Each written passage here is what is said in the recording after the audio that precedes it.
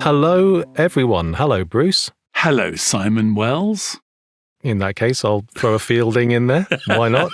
Just to clarify, I think you're actually the only Bruce I know. Am I? No, I know another Bruce from a networking group. Apologies to that Bruce if he's listening. He'll be crushed. Yes, I'm friends with a chap called Bruce Woolley. He's a musician. Actually, listeners may have heard of him. Bruce Woolley. Yes. I'll look him up. Do. Good. That's what we do, isn't it? Look stuff up. Look stuff up about stuff.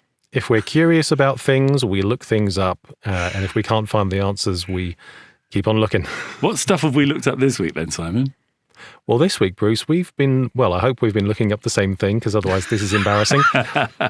I've been looking up things about trees.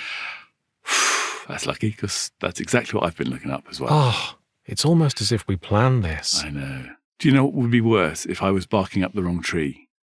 Oh, that's incredible. I'm so glad you said that. This has been such a big topic this week. I've had to really prune back. I've had to lop a few things off. I've had to fell a few extraneous facts that weren't really necessary.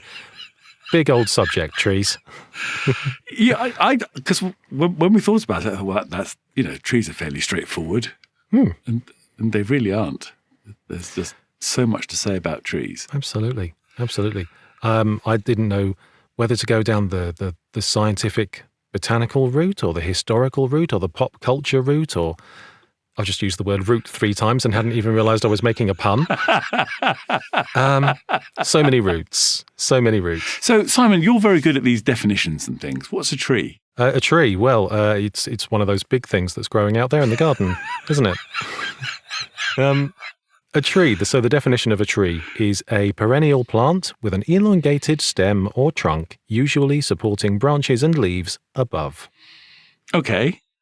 I understood that there are a lot of layers in a tree. Like if you go from like the bark inwards, so you've got the bark sort of protecting everything inside, and then you've got this is a good one. I thought it was phlegm, but it's not. It's it's very nearly phlegm. It's phloem. Phloem? Phloem's the thing that transports the sap from the leaves to the other parts of the tree. Because actually it sort of kind of goes that way. So the leaves feed the tree rather than the tree feeding the leaves, which is quite interesting. Okay. So then you've got that. Then you've got the cambium. Which is responsible for the growth of the tree. So cambium, if you chop a tree down and have a look at the rings, those rings are made of cambium. Okay. And that allows them to grow outwards and upwards and allows them to become much larger than plants that don't have a cambium. So I see. That's one of the differences between a tree and a plant is that cambium. That has a cambium. And then you've got the xylem or sapwood. And that's the thing that transports the liquid or the fluids up into the tree. I see. From the roots. So the roots pick up water and moisture and then transport it up to the rest of the tree. So that's what, and then the innermost layers of the xylem, right in the middle of the tree, are the heartwood. And this is dense and strong, and that's why trees grow up to be big and strong. I see. Well, that you've obviously gone far further down the scientific route than I did. That was all new information to me, so thank you for that. You're very welcome. I thought you're very good at this kind of like the etymology and all that sort of stuff, and sort of like the biggest and the smallest. I'm sure we're going to come on to you later. Oh, we will. But I just thought, what makes a tree a tree? And I thought that's actually quite a difficult question because, for example, there are trees that are actually not trees, but we'll come on to them later as well. Oh, will we? Yes. What kind of tree is not a tree? Well, that's one to start pondering before we get there. Yes.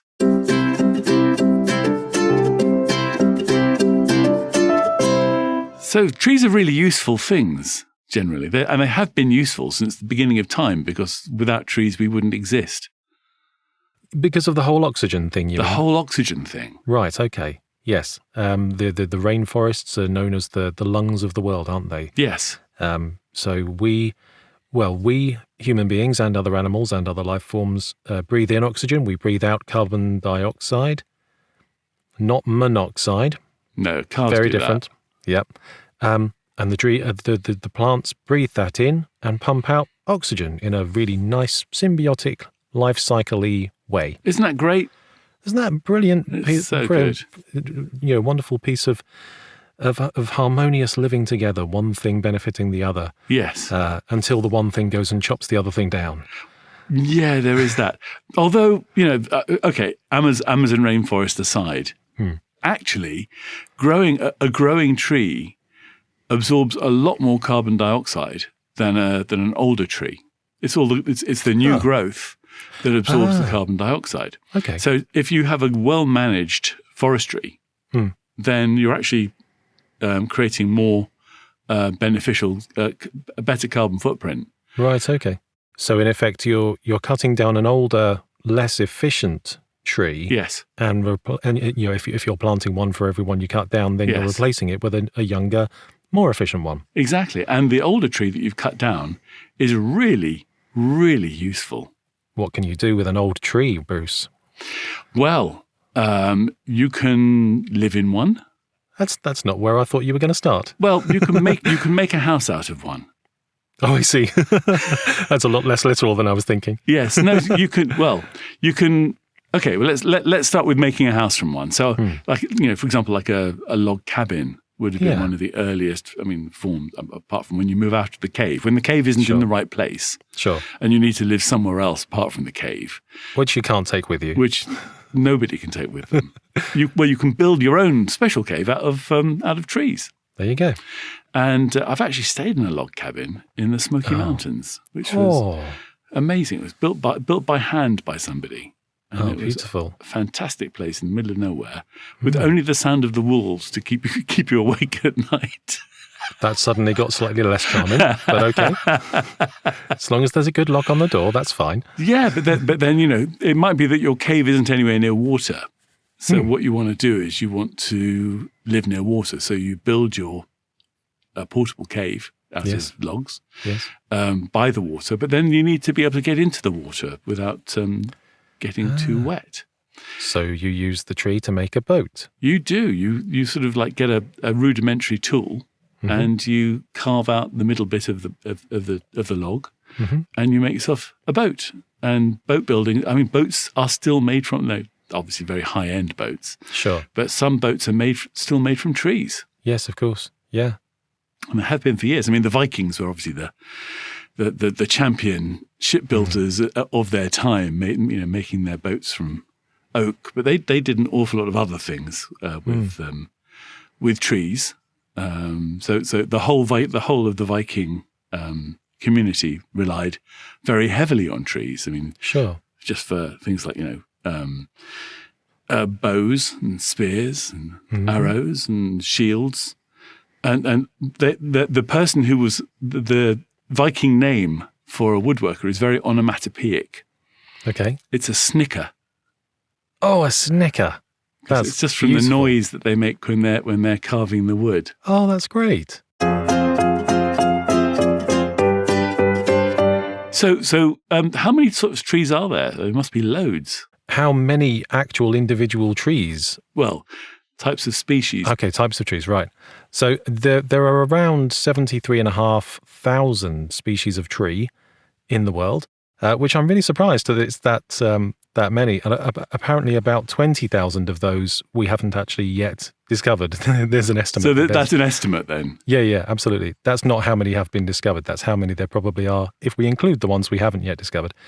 Of those 73,000 species in the world, 100 species are indigenous here to the UK.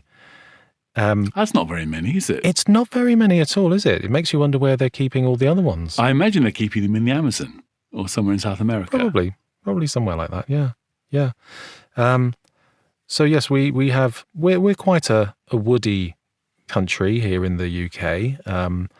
Before man came along, the entire place was just one big dense forest. The Great Forest. The Great Forest, indeed. Tell us a bit about the Great Forest. I know nothing about the Great Forest apart from it's sort of like a memory in my head. Okay. I think Sherwood was probably part of it.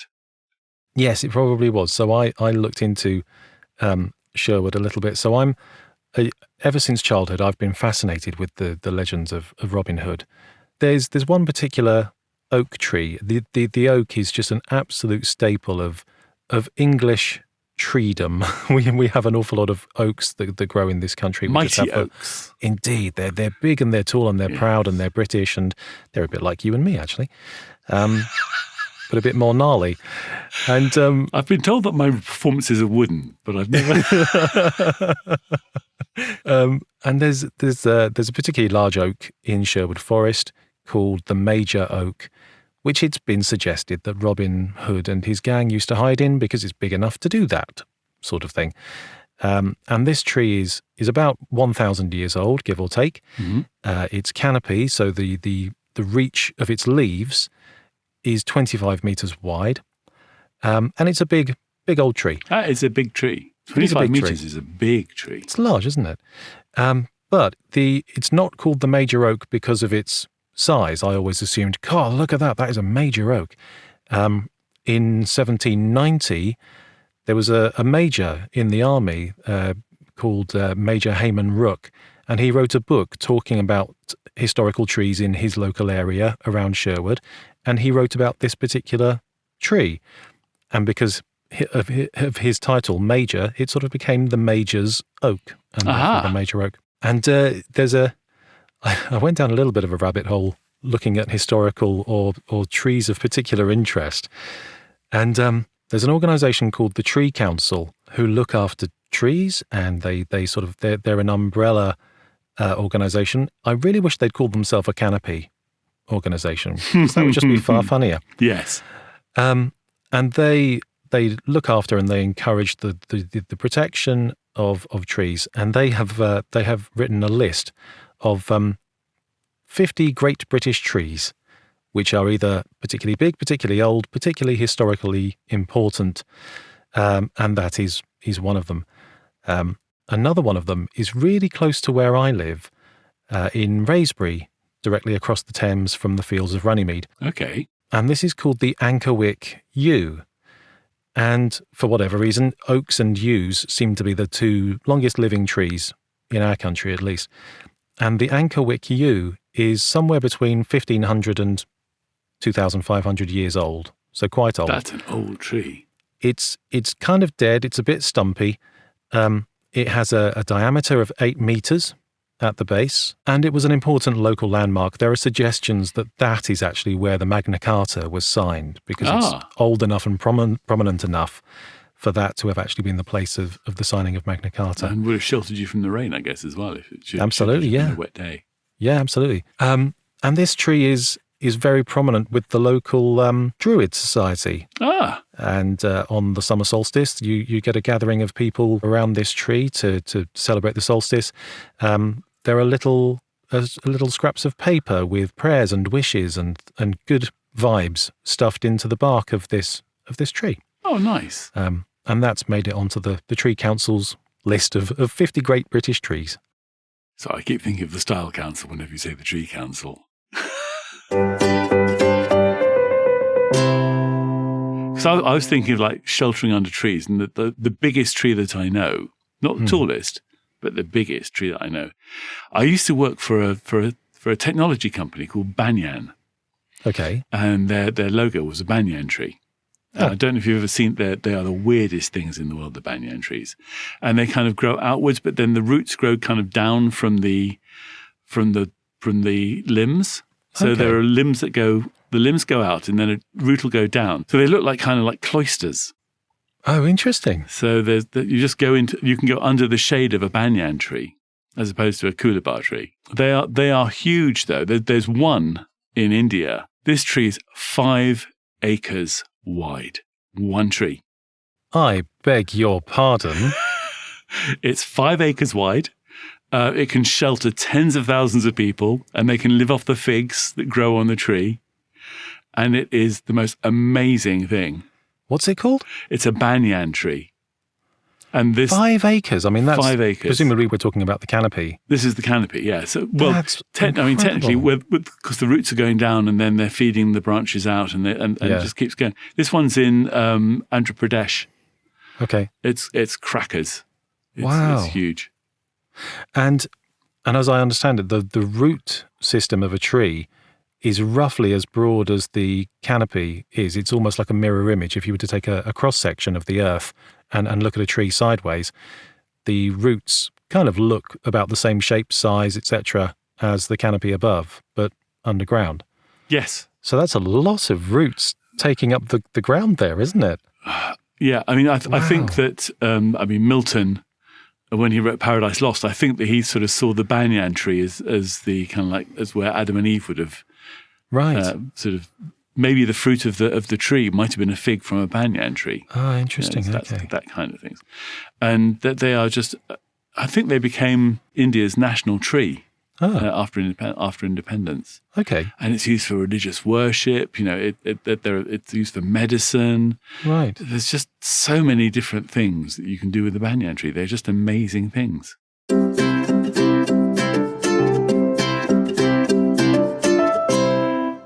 So I've talked about the widest one. Do you know what the tallest one is? I bet you do. I bet I do as well. So I was looking at... instantly, when you think of really big trees, you think of America, don't you? You think of redwoods and things like that, or at least I do. There is a tree in a place in California called the Giant Forest, which sounds magical. Is it a forest magical. Full of giants? Yeah, it is. It's some of the biggest trees in the world live in the Giant Forest in California. And there is one particular tree called the General Sherman tree, which is stated to be the world's largest tree. How tall's your world's largest tree? Because I've got a world's largest tree as well. And it's not the same as my world's largest tree. No, it isn't. Let's compare our largest trees. Okay. Is mine bigger than yours? So mine is called the Hyperion. Right. And it's 115.61 meters. Oh, well, okay. Mine's called the General Sherman, and it's only 83 meters. This one's 22 meters taller than the Elizabeth Tower in Parliament. That's quite good. It is called the Elizabeth Tower now, isn't it? It is now, yes. Used to be St. Stephen's. Yes.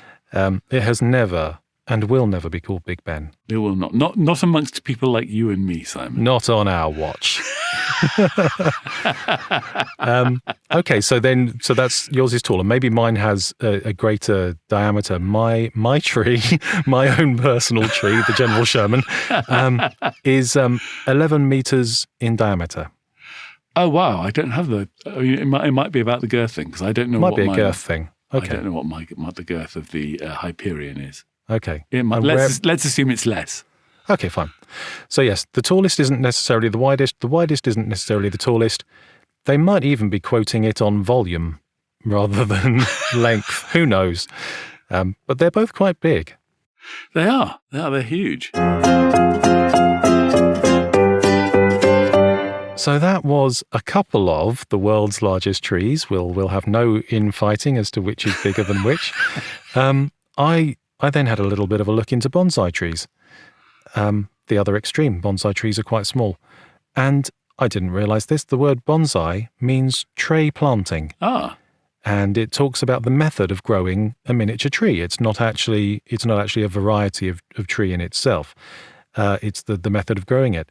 And bonsai, the art of bonsai itself comes from Japan, but it's based on something that the Japanese discovered on a trip to China around the 6th century. And China had miniature trees. Their art was called penjing. But it was a little bit more wild. It was less cultivated. So the Japanese took it, made it into bonsai, and it's all very pretty and neat and tidy and well clipped and well pruned. But essentially, you can use any type of tree, so long as it's sort of nice and woody, to make a bonsai tree. It's not that the variety is naturally small, it's just that because you're growing it in a confined space and you're clipping it and pruning it, it doesn't grow any bigger than the space that it's grown in. So you can have a bonsai oak tree or cedar or anything. The most popular ones are ficus, juniper, elm, pine, maple and azalea. But yes, there are bonsai trees that have been handed down from generation to generation that are hundreds of years old. If they're looked after well enough. Have you seen some of the tools, the gardening tools that go with the bonsai are just amazing. Absolutely. Those tiny little scissors that you use for pruning it. They cost thousands and thousands of pounds. They're very specialist, aren't they? Yeah.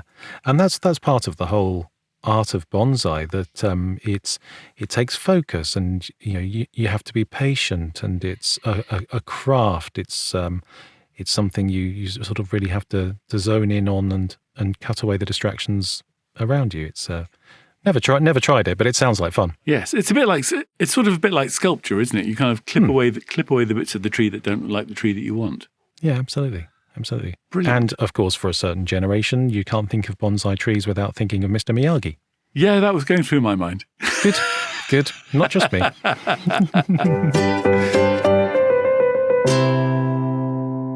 The more I think about this subject, the bigger it gets.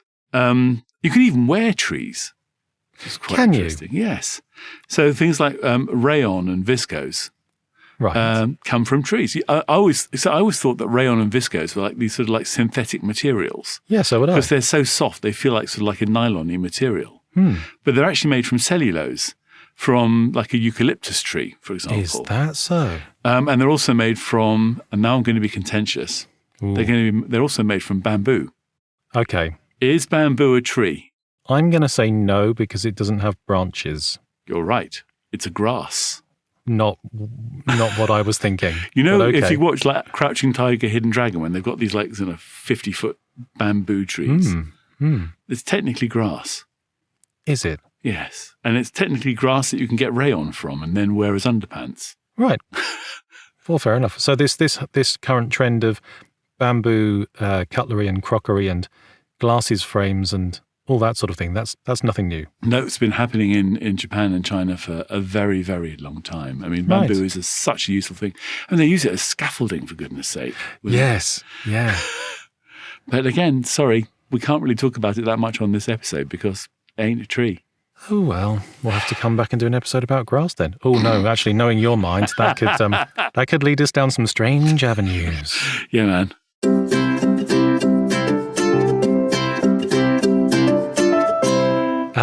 So what else can you get from paper? That's, again, I think massive. Paper would be an entirely separate episode. In essence, as far as I understand it, you mush up a tree. Mix it with water. Take the bark off first because the bark's not really good. That's true. And that's how you make paper. But before paper was sort of easily accessible, people actually used to use the bark of a birch tree to write on, because it's particularly thin and relatively flexible, and conveniently white. So you can use that to write on. And there's a connection between the word birch and the word book. So long established has that idea of writing on birch been. The ancient word for birch was libra, and then libra became the Latin word for book, and that's where we get library and so on and so on. Clever stuff. Now, brief segue. You mentioned in passing earlier on the rings of a tree as you were talking through the anatomy of a tree. Yes. Is that whole thing about counting the rings to age a tree, is that actually true? I believe it is, yeah. Because every year it grows by one ring because of the cambium in a tree that allows it to grow sort of outwards and upwards every year. So, and because trees are seasonal generally, they sort of react to the seasons. Yes. So there's a growth spurt in the spring. And then there are flowers and leaves and all the other bits and pieces that come off a tree. I mean, there's so much to a tree. There is. We haven't even gone into leaves. And branches, twigs. Could have done a whole section about poo sticks. There wouldn't be poo sticks without trees. No, there wouldn't. And that would be a sad loss to literature. And you couldn't throw. You'd have to throw other stuff for your dog. Yeah, true. How dull that would be. So there is an interesting fact that I have about a thing called spalted beech. And spalted means that it was actually diseased. So there's a disease in beech, which I think is called spalting. Anyway, what it does is it makes these beautiful black lines in the wood. And I was shown this by somebody who was actually making some bookshelves for me. Right. And they said, we'd like to use spalted beech. Okay. I said, yeah, fair enough. So he showed me some pictures of spalted beech, and I went, great. He said, I've actually got some trunks that I need to chop up into into wood and then leave them for a bit. But then when they're ready, then you can have them as bookshelves. Okay. And I thought, well, that's great. And when he came to chop up these trees, every so often the saw would make this funny noise. So he'd be chopping through a tree and it would kind of go zzz halfway through. And he looked at it and there were these like grey marks in the wood. And he worked out that these grey marks were lead and that these trees had come from the Ardennes. And actually what he was sawing through was World War I bullets that had gone into the tree and the tree had grown around the bullets. Wow. And so the bullets were actually in the tree. And then if you count the rings, they were back from 1916, 1917. And so I told him to give me some of the ones with the bullets in so that like it's a secret kind of thing that I can kind of go, behind that book there is a World War I bullet. Wow. Nowhere near as impressive as that, but there's a chain link fence near where I live, which has a tree leaning against it at quite an angle. And over the years, the tree and the fence have sort of become one.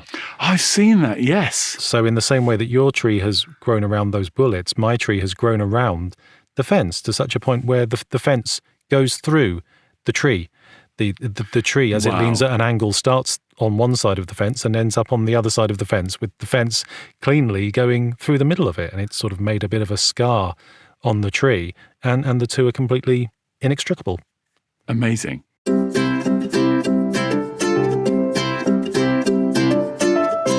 Well, I think we've reached that point where we could just waffle on for absolutely ages. We could still look up more things. We could still go, oh, think of that, or do you remember that? But I think we've come to the end of our structured, research-based part of the show. Yes, but what we can do is we can leave the rest of the show to the comments that we get from people. What a good idea. And I'm sure there's going to be there's so much about trees that we haven't covered that we can rely on our nerdy friends to help us. Thank you, nerdy friends. We will be answering comments left, right and centre until the next episode. Brilliant. Well, thank you all very much for listening. This has been Factoraly. I've been Simon Wells. And I haven't. I have, however, been Bruce Fielding. Thank you for listening and listen to us again next week. Please do. Take care. Bye-bye now. Bye-bye.